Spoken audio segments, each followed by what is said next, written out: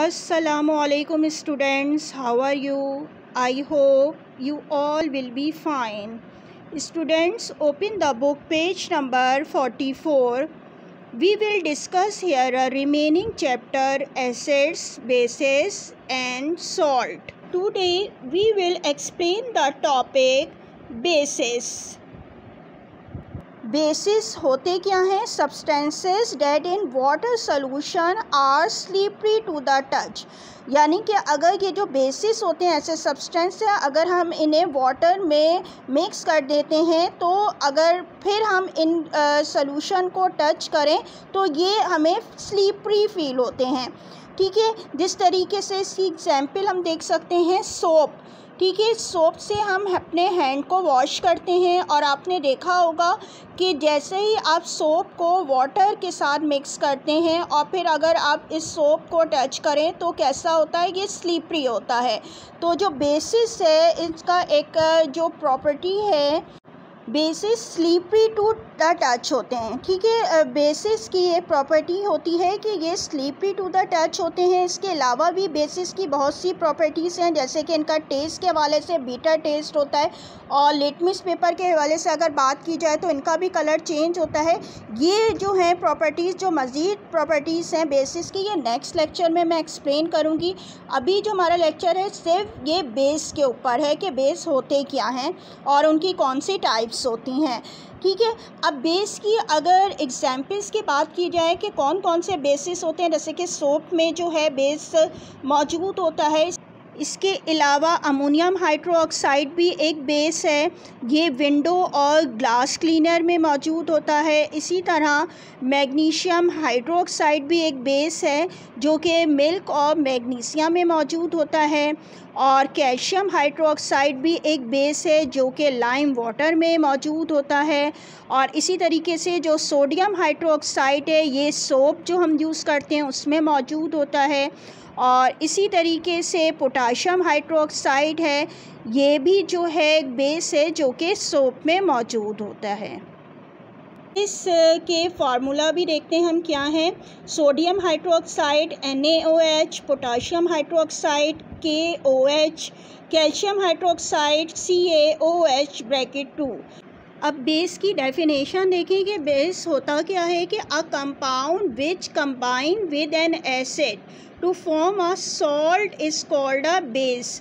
यानी कि बेस एक ऐसा कंपाउंड है जो कि अगर एसिड के साथ जो होता है कंबाइन होता है तो क्या चीज़ फॉर्म होती है, सॉल्ट फॉर्म होता है। जैसे कि इसकी आपको एक इक्वेशन नज़र आ रही होगी कि सोडियम हाइड्रोक्साइड क्या है, एक बेस है। ठीक है, अब इसका रिएक्शन अगर करवाया जाए एसिड के साथ, जैसे कि हाइड्रोक्लोरिक एसिड HCl, इसके साथ अगर रिएक्ट करवाते हैं, यानी कि बेस और एसिड का रिएक्शन जब होता है, दोनों कंबाइन होते हैं तो क्या चीज़ फॉर्म होती है, सॉल्ट बनता है। कौन सा सॉल्ट बना, जैसे NaCl। ठीक है, जिसे सोडियम क्लोराइड कहते हैं, ये सॉल्ट फॉर्म होता है।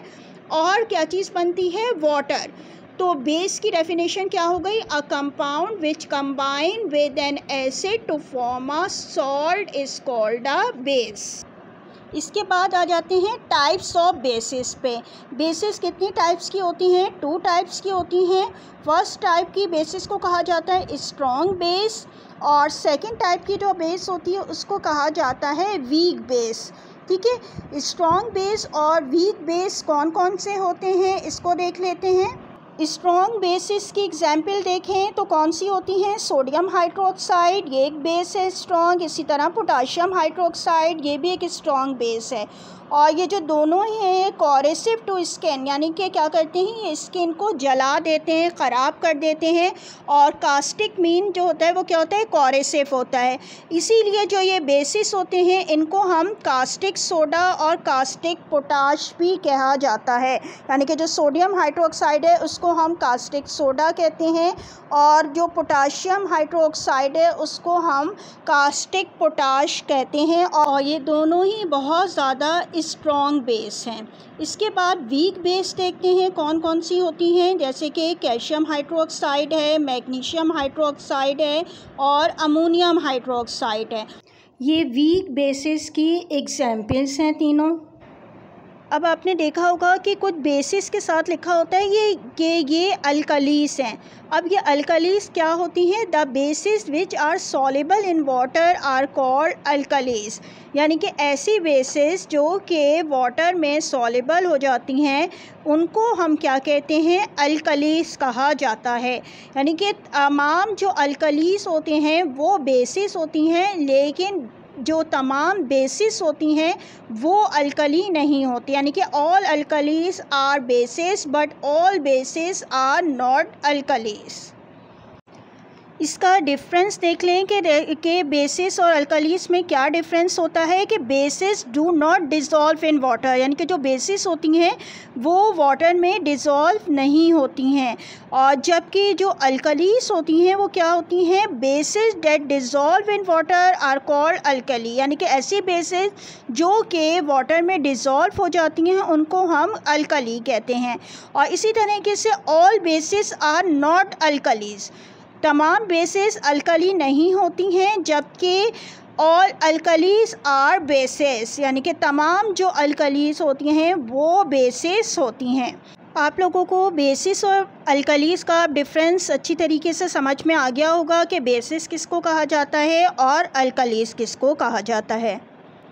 अब होमवर्क देख लीजिए। आपका आज का होमवर्क जो कि आज के टॉपिक से ही रिलेटेड है, क्वेश्चन नंबर 6 तक आपको करवा दिया गया है, यकीनन सबने कर लिया होगा। आज क्वेश्चन नंबर 7 दे रही हूँ आपको। क्वेश्चन नंबर 7 है define the following terms with examples. आपको डिफ़ाइन करना है टर्म्स को, कौन कौन सी? बेस और अल्कलीज। ठीक है, ये आपने पहले इनकी डेफिनेशन लिखनी है और इनके एग्जाम्पल्स लिखनी है। सबसे पहले आप क्या करेंगे? साइड हेडिंग देंगे बेस की, और फिर एक लाइन लीव करके जैसे बताया जाता है कोटेशन में आप लोगों ने इन्वर्टेड कॉमास में लिखना है, a compound which combines with an acid to form a salt is called a base, inverted commas close. ठीक है, ये आपने पूरी डेफिनेशन इन्वर्टेड कॉमास में लिख लीजिएगा।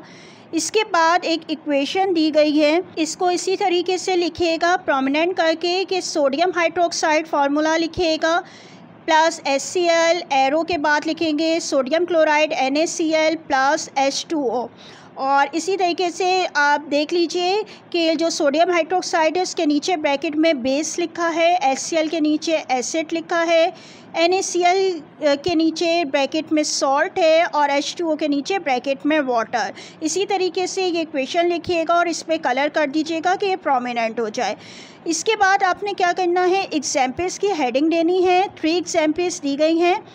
फार्मूला है पहले, जैसे कैल्शियम हाइड्रोक्साइड है, ये आप लिख लेंगे CaOH, और इसी तरीके से ब्रैकेट के बाहर आपने 2 लिखना है। इसी तरीके से मैग्नीशियम हाइड्रोक्साइड का Mg और OH जो है वो ब्रैकेट में करके इसको 2 इसी तरीके से लिखिएगा। और नेक्स्ट है अमोनियम हाइड्रोक्साइड NH4 और OH।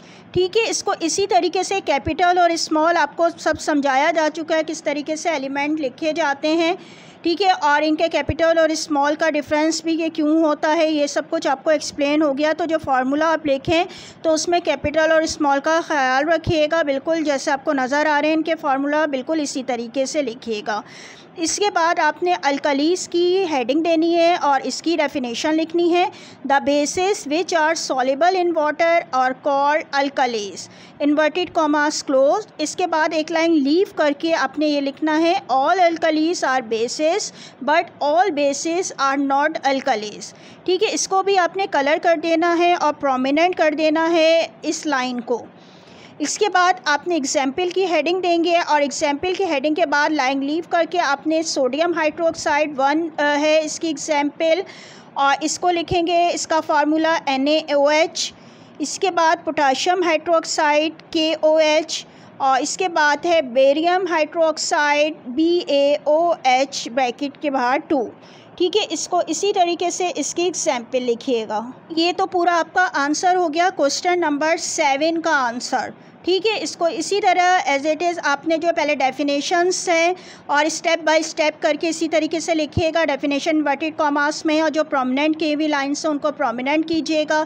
एग्जाम्पल्स में आप लाइन लीव करके एक एक एग्जाम्पल लिख दें ताकि जो फार्मूले हैं वो सही से पढ़े जा सकें और आपको याद करने में भी आसानी हो। और इसके बाद फिर अल्कलीज़ के बारे में लिखेंगे, डेफिनेशन है और फिर एक लाइन प्रोमिनेंट करना है, उसके बाद एग्जाम्पल, और एग्जाम्पल में भी हर में लाइन लीव करके अब नेक्स्ट एग्जाम्पल्स को लिखिएगा। इसके बाद आपको क्वेश्चन नंबर 8 लिखना है। Write common bases and the substances in which they are found. अब यहाँ पे आप देखिए आंसर में मैंने यहाँ पे लिख दिया है book page number 45। Book page number 45 में एक टेबल बना हुआ है, 5.2 वाला टेबल है जो अभी मैंने आपको एक्सप्लेन भी किया था। आपने क्या करना है, बेस लिखना है एक साइड पे और एक साइड पे जो है फाउंड इन, ठीक है, कहाँ पे किन चीज़ों में मौजूद होते हैं ये आपने लिखना है। तो आपने क्या करना है, इसी तरीके से जो है लाइन ड्रॉ करके आप लिखेंगे जैसे बुक में दिया गया है। आपके बुक पेज नंबर 45 पे एक साइड पे बेस है। कौन कौन सी बेसिस हैं? नंबर 1 है अमोनियम हाइड्रोक्साइड, ये किस में मौजूद होता है, विंडो और ग्लास क्लीनर में। फिर सेकंड है magnesium hydroxide, milk of magnesia में। कैल्शियम हाइड्रोक्साइड लाइम वाटर में। सोडियम हाइड्रोक्साइड सोप में। पोटाशियम हाइड्रोक्साइड भी सोप में। ठीक है, ये इसी तरीके से पूरा एक टेबल जो है आप बुक पेज नंबर 45 से आप कॉपी कर लीजिएगा ये पूरा टेबल। यानी कि आज का आपका होमवर्क क्या है, क्वेश्चन नंबर 7 करना है आपने और क्वेश्चन नंबर 8। आप लोगों को आज का टॉपिक जो बेस के बारे में था समझ में यकीनन आ गया होगा और क्वेश्चन नंबर 7 और 8 जो होमवर्क दिया गया है वो भी समझ में आ गया होगा। Remaining chapter will be explain in the next lecture. Thank you. Allah हाफिज़।